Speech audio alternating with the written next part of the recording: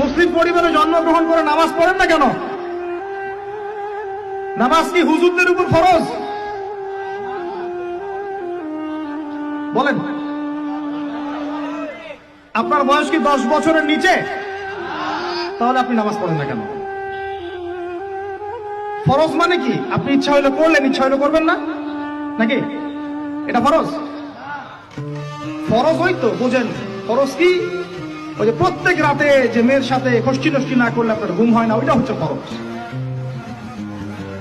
স্কুলে কলেজে গিয়ে মেয়েদের সাথে অ্যাফেয়ার্স করা, ডেটিং করা, এই পাবজি খেলা, আমাদের সবার উপর এখন ইউটিউবিং, ফেসবুকিং ফরজ। ফরজ বুঝেন, এইভাবে বোঝেন, এগুলো হচ্ছে ফরজ আপনার উপরে। তো সালাত, হাইয়া আলা সালাত প্রত্যেক দিন আপনার কানে যায়, কেন সালাতে আসেন না? হাইয়া আলাল ফালাহ আপনার আমার কানে যায়, কেন সালাতে আসেন না? কখন সালাতে আসবেন? ছোট ভাইরা কখন সালাতে আসবেন? যখন আপনার বয়স হবে 50,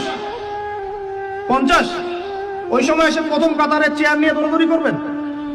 আমরা যখন মসজিদে যাই, প্রথম কাতারগুলোতে প্রথম 2টা কাতার থাকে বয়স্করা, বৃদ্ধরা, যুবকরা নাই। আর ওই সময় চেয়ার নিয়ে মারামারি, কারণ এখন তো সেজদা দেওয়ার মতো শরীরে ক্ষমতা নাই। আর কে আগে চেয়ার দখল করতে পারে, ওই হচ্ছে প্রতিযোগিতা। তখন আপনারা কি, আমরা কি ওই সময়ের জন্য অপেক্ষা করছি?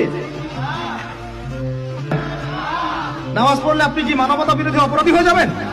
এই ফাইজলামি মার্কে কথাবার্তা যারা বলবে, সমাজ থেকে বয়কট করে দিবেন, সামাজিক প্রতিবাদ গড়ে তুলবেন। এই শব্দগুলো সস্তা করতে করতে যাকে তাকে যা ইচ্ছা তাই বলে বেড়াচ্ছে। ধর্মের কথা, ইসলামের কথা বললেই মানুষ সন্ত্রাসী হয়ে যায়। আমরা কি শান্তিপূর্ণ পরিবেশের মধ্যে অশান্তি সৃষ্টি করতে চাই? কোশ্চিন গেলেও নয়। কিন্তু আপনার ছেলে, আমার ছেলে, আমার ভাই আপনার বোন নামাজ পড়বে না কেন?